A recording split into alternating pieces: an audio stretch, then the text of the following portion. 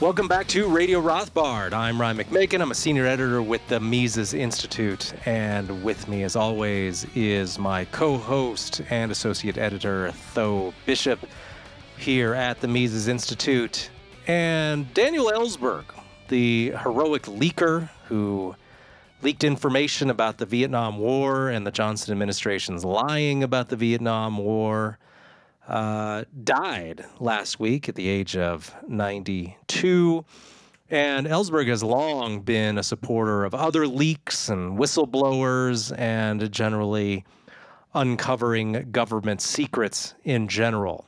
And I thought this might be a good time to discuss the issue of government secrets and government secrecy and how it's really incompatible with any sort of self-government or freedom, or it's incompatible certainly with a regime that has some real accountability to the people, because secrecy can be used really and is used ad nauseum to keep embarrassing information about the regime away from the public and to manipulate the public just in a variety of ways. Now, of course, the government gets away with this because the country is filled with people who believe everything the government tells them and think that if the government says, well, this information needs to be secret, people say, well, I guess it needs to be secret. Otherwise, we won't be safe. So we can't just, if we expose these secrets, the bad guys will come and get us. So always defer to what the government says in terms of what needs to be secret. And it's just embarrassing to see, in many cases, people who claim that they support Ellsberg and say he's a hero, and then turn around and denounce people like Julian Assange or Chelsea Manning or Snowden, all of whom have been supported by Ellsberg, by the way, and are not really distinguishable from him in terms of the public service that they have done. So we'll just look at some of those issues and look a little bit at how secrecy in government has become just really a mainstream thing that didn't used to be used nearly as much, and is just really part and parcel of the 20th century security state. Tho, how you doing? I'm sure you were. I mean, what did you think of Ellsberg's death? I mean, what is the thinking about guys like Ellsberg in the circles among the people you usually talk to? Well, it's interesting. I think there's a lot more respect as conservatives have become, because I mean that's who I hang out with mostly. Spoiler alert there. As you see the growing just this decay of institutional trust, I think that the way that some people even 2000 just a decade ago would have seen someone like Ellsberg as being someone who undermined, you have that very romantic image that a lot of conservatives still kind of projected about the Vietnam War and how, it was the smelly hippies that undermined our ability to fight the commies abroad. You have that good guys versus bad guys mentality that still kind of exists back in that golden age of America. I think a lot of those folks even today have had, really a profound shift in the way that they view the sanctity of these institutions. And so, amongst, now my more immediate friends that are big Mises fans, they were always very Ellsberg-pilled. But I think even with some of the more normie crowd, they would also be holding up their Radio Rothbard mugs in a toast for Ellsberg and his legacy, honoring his loss, which they got at Mises.org/Rothmug. But the legacy here dynamic of Daniel Ellsberg, I think, is interesting because Ellsberg himself was someone, it's disappointing at times where you can see certain figures where they achieve a level of fame and respectability over time as a result of their actions in the past, and it turns them into something that is kind of the polar opposite of what made their mark on history. They lived long enough to see the villain. They became captured by the various incentives that becoming a public figure can do to you. And I was reading, going into the show, a recent Politico article about Ellsberg, where he knew that he was on his final days, and he had a quote that I thought was, very much reflects, who he is and his view, the way that he did not lose his perspective on, what it means to truly be a whistleblower. And within the article, it was asked, what is your advice to future whistleblowers? And his response was, don't do it under any delusion that you'll have a high chance of ending up like Daniel Ellsberg. And I think that really reflects the dynamic to which, no matter how figures like that can be romanticized over time by establishment outlets, in the act of the moment, when you're actually standing up against the regime that these institutions are, conspirators with, they will do everything they can to destroy you. And I think that his ability to maintain that perspective throughout his life really is a testament to him as an individual, even which is as impressive as the courage it took, when he was blowing the whistle on the atrocities of LBJ and the entire war machine apparatus. Yeah, it's interesting to note what a difference time can make, right? And a lot of the time, these people who used to be great dissidents, they became quite comfortable with the regime and became awful, which I suppose probably has something to do with that old saying about, right, that you live long enough to become the villain. And that wasn't too much of a problem with Ellsberg. He didn't stop supporting people who had done exactly what he had done. And that's why it's so infuriating, though, to see a lot of these people, journalists especially, who will tell you, oh, yeah, Ellsberg's great. But, oh, Julian Assange, what a horrible, horrible guy. The difference, of course, is that to support Ellsberg nowadays requires no iconoclasm, no courage, no independent thinking whatsoever, because it's just fashionable to do so now, especially among journalists. But among most of these mainstream journalists, like at the New York Times actually helped track down this Texera guy who leaked some of these recent documents from the Pentagon from a few months ago. So that's what the New York Times does now, rather than publishing secrets, unless it serves their ability to make a quick buck by claiming an exclusive on some selectively released data that doesn't actually hurt the regime at all. They mostly try and discover leakers and turn them over to the FBI to be prosecuted. So that's how much these journalists love freedom. And so it was a very different situation in the past, or rather it wasn't a very different situation in the past, where if you look at what the reaction was to Ellsberg's offer on this information, there was actually a lot of opposition within the journalist class back then. And so to support Ellsberg in the old days did require actual independent thinking and courage. And a lot of journalists did not support him. And we can find numerous cases in the research of how did they report on the Pentagon Papers at the time. And you found all sorts of these old cigar-chomping newspaper editor types who hated Ellsberg and thought it was terrible that the New York Times was publishing this information. Of course, there were huge debates about it at the Times itself. It was hardly gained universal approval among journalists. And so anyone who now claims that they love Ellsberg but hate Snowden or hate Assange, just because those people are cowards. It requires actual courage to support modern leakers who do exactly the same thing as Ellsberg did. But now they're doing it in the recent past.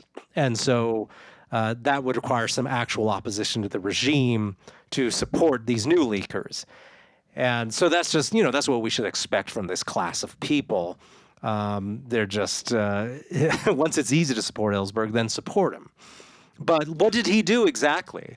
If you're unfamiliar with the basics of it, basically Ellsberg released what came to be known as the Pentagon Papers, or apparently were officially titled Report of the Office of the Secretary of Defense Vietnam Task Force. This was a history of U.S. political and military involvement in Vietnam, all the way from the end of World War II up to the late 60s. And Ellsberg released this and managed to work with the New York Times to get it published. And it basically showed that the White House had been lying not just to the public, but to Congress. And why? To make the administration look better, to get away with more war crimes in Indochina. That was the whole point of it. This is why government always supports secrets, is so they can get away with more and deceive the public and claim that reality isn't reality. And then they can make deals, of course, with their supporters on the side or with foreign leaders. The British Empire used this a lot. A lot of the lead up to World War I involved secret treaties and secret agreements with foreign governments. And they were secret because they were afraid that the British public wouldn't go along with them. And so they could then commit militarily to a variety of schemes and cons that the British government itself thought was great, but which they knew the public would not support. And so that's generally what the tool is here. Is we're hiding the truth because it lets us do what we want, and it helps us keep the public in the dark.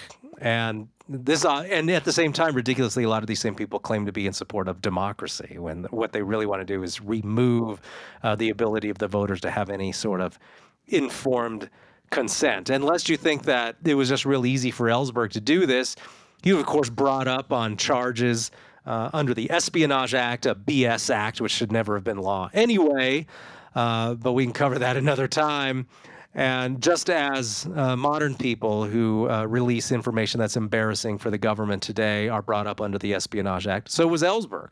He was really just let go on a technicality because it turned out that the Nixon administration had violated a bunch of his rights and had sneakily used a bunch of illegal methods to try and bring his case to court. And so he got off. But the Supreme Court didn't have the guts to really rule against the Espionage Act. They saw a chance to let Ellsberg off on a technicality. So you can still use the Espionage Act to report or to prosecute people for doing what Ellsberg did.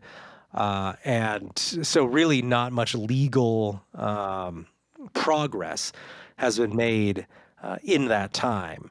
But when we look at the issue of secrecy, though, I mean, you could see why it would be incompatible with ideas of 19th century style liberalism, which was to be extremely skeptical of the state, to call it to task, to oppose it in every way. I mean, just imagine what the Jeffersonians would have thought of the federal government keeping lots of secrets about various wars and using this for the specific reason of hoodwinking the voters. There's a reason you didn't have, while you did have them in governments in Europe in the 19th century, especially places like Russia, or maybe the Austrian Empire, where you had, well, like under Metternich, right? Secret police and control of information. You didn't have anything like that in America. You didn't have any sort of sedition laws in addition to the very, very limited powers to prosecute for treason under the Constitution.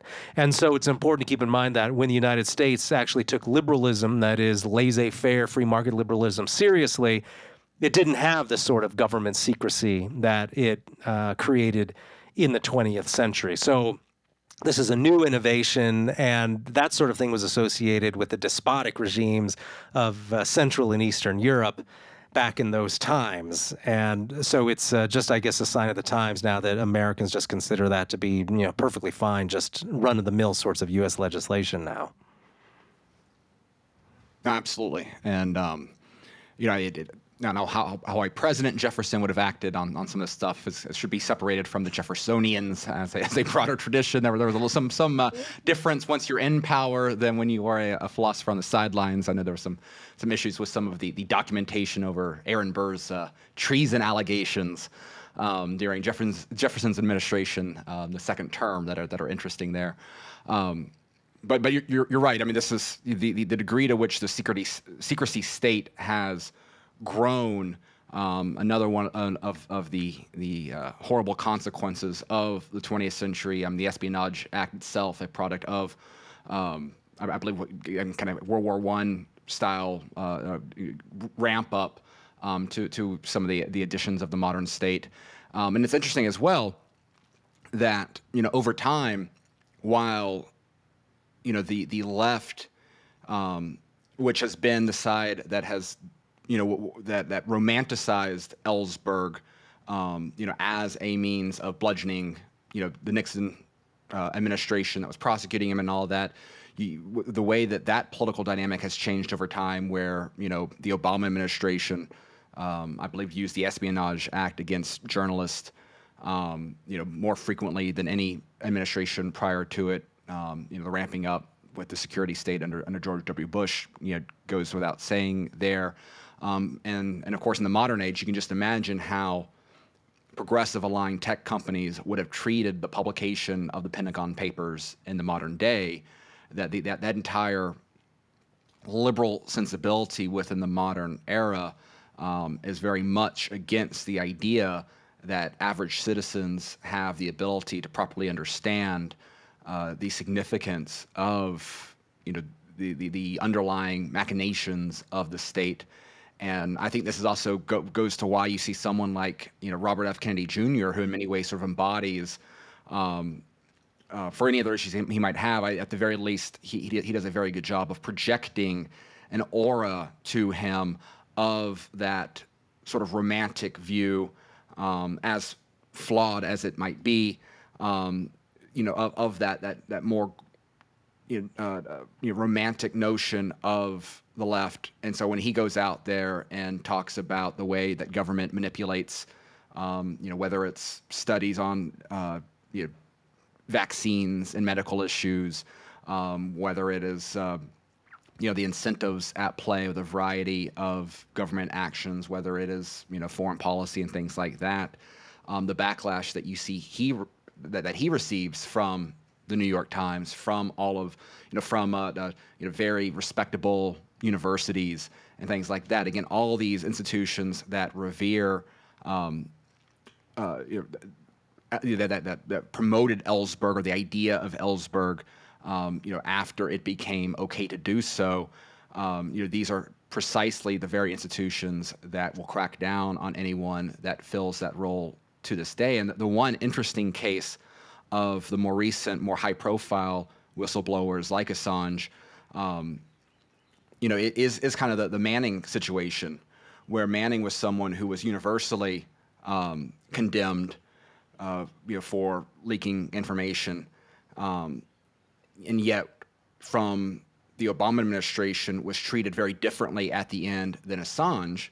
And I think you could make an argument there that what they saw was a value from a different perspective, right? Once you had Bradley Manning become Chelsea Manning, the political calculation there changed, and therefore, as a projection of a different sort of agenda going forward, from the political left, a whistleblower that had no value prior now had a different value as a public persona, as a projection there, which is not Manning's fault, right? But again, the very cynical way that individuals within this situation can be utilized by the political world. And you could make the same argument, right? Trump was just as bad when it came to promoting Assange during the 2016 campaign, where he was saying negative things about Hillary Clinton, where WikiLeaks was releasing information that was beneficial to Donald Trump's campaign, and yet it was the Trump administration that used the Espionage Act against Assange, during when he was in power too. The cynical use of these individual figures that can be highlighted or discarded, elevated or destroyed at ease, goes to the very manipulative aspect to which the powers that be will utilize whether they want to promote the facade of transparency or really crack down on the necessity of secrecy for whatever their end is, there's always a very manipulative, cynical dynamic to the way that political figures treat these individuals. Yes, very much need to look at what are the domestic interest groups at play, and where are the pressures to either prosecute or to not prosecute these people. And I think what you often find is that the people who speak up most for the leakers are the far left. Right, the center left is the absolute just worst. Basically, the Obama left, the Hillary Clinton left, which loves war, loves the security state, occasionally offers some very tepid opposition to whatever latest horrible torture or war is going on, and then as soon as they're in power, conveniently forget about it. And that seems to be just the usual way of doing things from that perspective. What's interesting is that I've got a quote here from 1992. Now, after the Cold War, there was a brief period where conservatives grew a spine in terms of opposing the security state and becoming rather anti-regime now that the Cold War was out of the way, and they could actually, some of them, the more consistent ones, wanted to really concentrate on shrinking the powers of the U.S. government. And so they turned against the regime now that they felt that the Soviets weren't a real threat. So we have, and Francis was one of those. So we got Sam Francis saying in 1992 that quote, a self-governing people generally abhors secrecy in government and rightly distrusts it. The only way, then, in which those intent upon the expansion of their power over the peoples can succeed is by diminishing the degree of self-government in their own society. They must persuade the self-governing people that there is too much self-government going around, that the people themselves simply are not smart enough or well-informed enough to deserve much say in such complicated matters as foreign policy. We hear this every time an American president intones that politics stops at the water's edge. And he goes on, of course politics do not stop at the water's edge unless we as a people are willing to surrender a vast amount of control over what the government does in military, foreign, economic, and intelligence affairs. The point he's, unquote, the point he's trying to make here is that, look, if you're just willing to just defer to whatever the government says needs to be done for the sake of presenting a unified front to foreigners or foreign powers, which is what politicians always mean when they say politics stop at the water's edge. They want, well, we can't have any debates over foreign policy because that will embolden the boogeyman in some foreign regime. So the White House says we're going to do this, we're going to have this war, and if you oppose it, well, then you support the bad guys, whether it be Saddam Hussein or Slobodan Milosevic or Putin or whatever. Right, you're a Putinist if you oppose the regime at all. And Samuel Francis here is saying, well, the whole thing is just a load of BS. The whole thing is about allowing the government to assert more power over you and to keep going the myth that you're just too stupid and ignorant to even be allowed an opinion on these foreign policy matters. So that's a lot of what the ideology is behind these efforts to keep the public turning against these people who leak federal information and who actually try to provide some accountability for the government by digging up some of their secrets. And so the ideology really just hasn't changed much at all. It's been the same back and forth, but one side is about protecting government power. The other side is about making the government look bad. And I think I'd rather be on the latter side of that.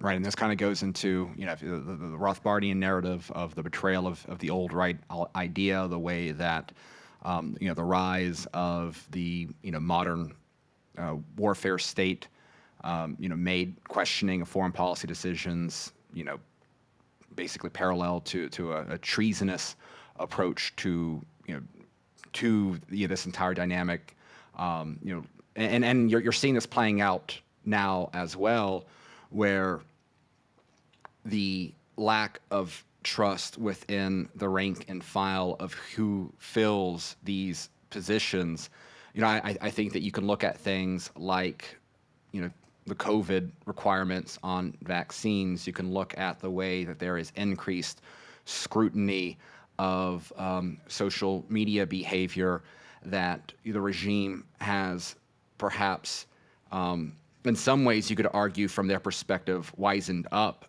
to a certain extent by trying to make sure that they limit the possibilities for whistleblowers by creating hurdles to which that you don't have. You're trying to create an ideological homogenous workforce, essentially, when it comes to manning secret, sensitive positions in the military, in the intelligence communities, and the like. Because again, particularly given the increasingly polarized world there, if they cannot trust you to salute the whatever flag of the day is being promoted, if they can't trust you to be all in on whatever the major cause that we are supposed to care about as good citizens, then you will be viewed skeptically by the powers at be. And that dynamic is something that when you have that, when you consider the power and finances and everything that is built into the instruments of the modern state, it's terrifying. And you saw that again, as you mentioned, when you have a relatively low-ranking official, service member, sharing documents, because punching holes in the narrative on the Ukraine-Russian war, right? We'll never hear from that individual again, right? That is not something that is going to be, I'm glad that we're getting some truthful reporting on a conflict that has an incredible amount of lack of quality information, a lot of censorship in terms of what is going on there, very poor reporting numbers and things like that. The idea that, now, to be fair, releasing that sort of information on a gaming server, rather than taking the Snowden approach, where you go to someone like a Glenn Greenwald and get it out there. I can reasonably understand those two dimensions. They're fine, but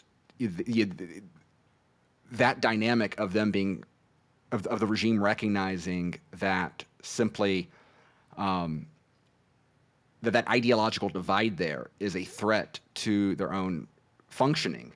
I think it's something that is a far more obvious issue now than a concern about, are you a, Vietnam sympathizer back in the day? And I think that is steering, to a certain extent, some of the decisions that the regime at B makes in terms of the sort of individuals they fill these positions with in the modern world. Well, this takes us to two methods that modern opposition to leakers try to use to continue their myth-making around, Ellsberg was all right, but these other leakers are terrible, and you can't leak anything now because it'll endanger our dear sacred troops.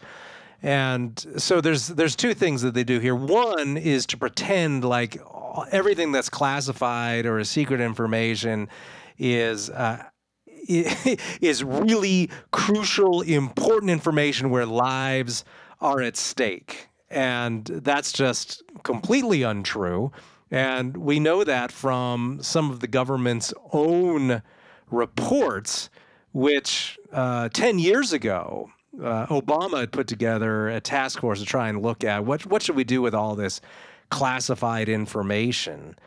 And his own committee concluded that, and this was quoted in The Guardian at the time, 10 years ago, quote, "The current classification system is fraught with many problems. It keeps too many secrets and keeps them too long. It is overly complex, and a culture persists that defaults to the avoidance of risk rather than its proper management." And that's what the report said. So they just keep everything secret because it's easy, it's convenient, and they just don't want the public to trouble them about it. So better to keep secret for decades rather than take this information and make it public, even after you're redacting information or going through a bunch of precautions. And there was a good article from Truth Out, which was looking at some of the research on the use of official secrets.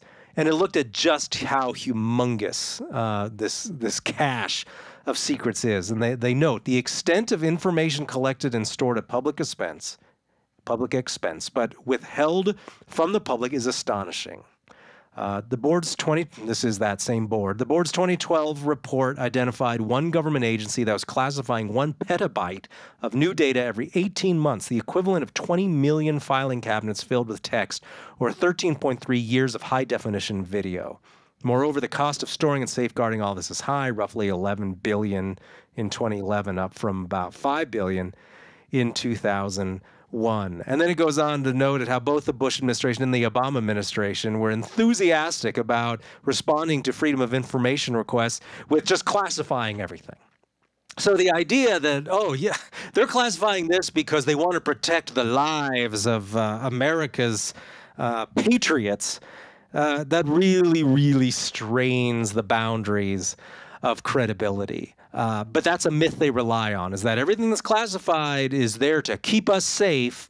The truth is it's just information that the government doesn't even want to bother allowing the public to see and dealing with, because that might occasionally require the government to explain itself, and nobody in the regime really wants to do that. And then the other method that they use is to create this idea that past leakers were good leakers and modern leakers are bad leakers. And we touched on this a little bit a few minutes ago, but I mean, this is just a blatant thing that they try now, is that, well, Ellsberg, when he released his information, he withheld some information and he only released the stuff that wouldn't be particularly damaging. He didn't want to hurt America's efforts in Vietnam too much. But these other guys, these guys like Assange, they just release everything, and that's just irresponsible. Well, Ellsberg himself has said that's completely untrue. He says if he withheld anything, it was to prevent him being accused of withholding information that would be used to create the impression that he was only releasing information that made the government look bad. So he actually released as much as he could, unless releasing some information would give the government good reason to actually keep the war going. In one particular case where it was said, oh, he withheld 4,000 pages of stuff, and he was just trying to protect the government when he did that from too much blowback from the Vietnamese. He explained later that the reason for that is that he was afraid that releasing that information would give the federal government reason to not pursue peace talks with the Vietnamese. So he was actually openly trying to pressure the U.S. government, and he was releasing information in such a way that he thought would be used to actually end the war and bring the U.S. government to maximal account. So it wasn't any sort of concern for protecting people who worked for the government. He was actually knowingly released names of CIA agents, at least one. And yeah, he wasn't concerned with that sort of thing at all. So this is all just stuff they're making up to try and create this real difference between Ellsberg and modern leakers, and then pile that on top of the idea that, oh, leakers today, they're leaking all this crucial information that keeps us safe from the terrorists. And these are all just untrue distinctions that are being employed. And we should also note, and this is going to take in my next question for you, though, and we should also always note that the federal government uses their own leakers to serve their own purposes, that they will release information, classified information, when they think it will make the government look better, or it will tarnish the government's enemies, or when someone is trying to make the government look bad, oh, gee, now they just happen to leak some information that will help them in that political battle. And that gets me wondering here, though, is the latest leaker on this is all talking about UFOs and aliens. And then immediately, as soon as I saw that information, I looked, I'm like, well, is this guy facing prosecution from the feds? Is this leaker being hunted down by the New York Times? No, it turns out he's not facing prison at all. So that just okay, so why is this leaker not facing any prosecution, and other leakers who release information that makes the feds look bad It seems to me that I should be suspicious then of these other leakers who the government seems to be fine with. What do you think on that? Well, it was only a matter of time before he eventually got around to aliens on Radio Rothbard in today's day and age. But you're right. I mean, any leaker that is being promoted and celebrated right from the get-go should be seen almost always with extreme skepticism. In the case of we have confiscated alien aircraft. It's David Grush, who is a former intelligence official, who, as far as I can tell, is not living in fear. He has not had to flee to Russia to continue his his existence. Has been able to do interviews with, it seems, any media outlet that wants to talk with him. And of course, if you look at what his underlying mission, his underlying goal, you look at the people on the record now, in theory, revealing things to the public that the government has kept secret for a very long time. And when you consider the size and scale of what this would really mean to society, this would be very, very high profile stuff. I mean, this is much more than, probably many ways than some numbers on the ground in a war zone. The kind of the stated goal of those going on the record now, breaking this security, is, I'm releasing this to the public because we really need a global solution to this ET problem.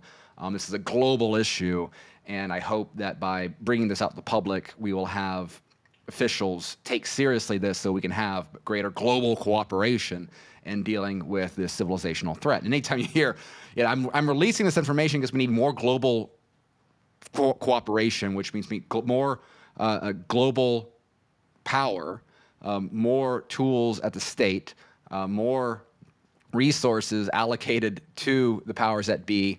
And in fact, if you look at the whole history of the entire alien research program, you see that this was kind of a pork barrel project pushed by Harry Reid when he was Senate Majority Leader. He always had a fascination with UFOs. They were giving a bunch of money to research Skywalker Ranch, which also claimed to have dino beavers and werewolves and all this sort of stuff. It's a very fascinating sort of rabbit hole on how just how far a government patronage grift can go. Wait, I legit, was this actually the Skywalker Ranch, or was it the so-called Skinwalker Ranch? I have no idea what George Lucas is up to. Skinwalker Ranch. Yeah, sorry, Skinwalker Ranch. I don't know if Lucas had some weird thing going on. Yeah, no, they can create some very great CGI dino beavers at Skywalker Ranch. But no, you're correct there.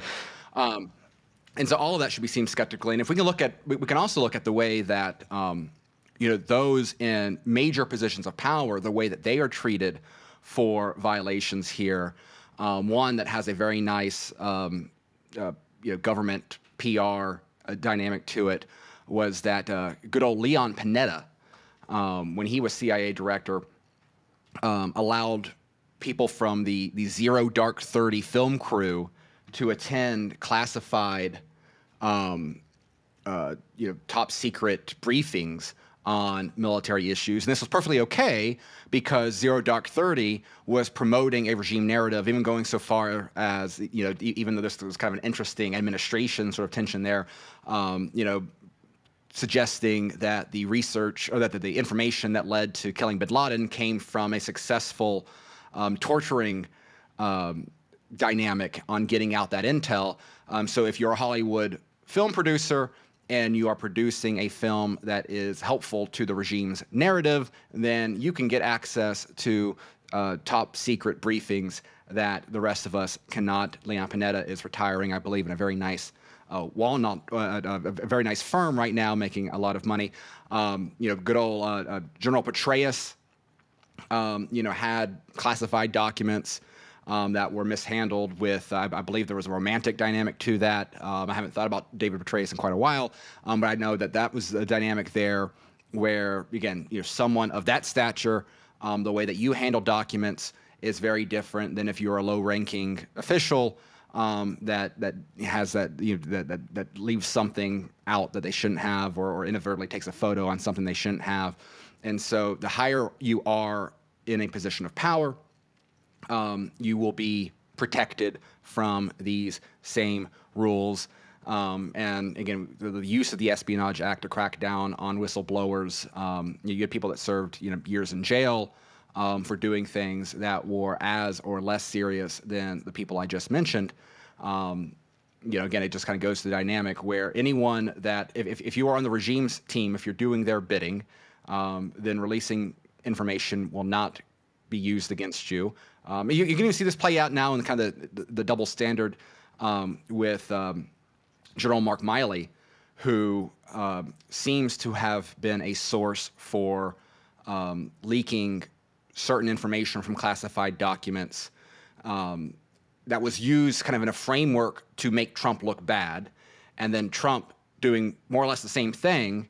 Milley, the allegation is that that source was used for a book that was Trump bad. Trump did something similar in a book that makes Trump look good. Trump facing a very serious criminal charge. Mark Milley is still very is facing no ramifications for those actions there. And so this distinction there. Now again, if you want to say that Trump gets what he deserves because of the use of the Espionage Act on Assange, it's a separate issue there. But again, regime likes Milley, regime doesn't like Trump. The difference there in the way they were acted.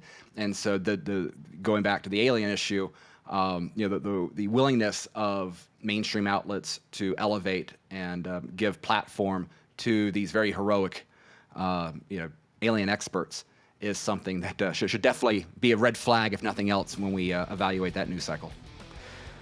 All right, well, we'll go ahead and wrap up this episode of Radio Rothbard. Thank you, Tho, for joining me this week, and thank you all for listening. We'll be back next week with another episode, so we'll see you next time.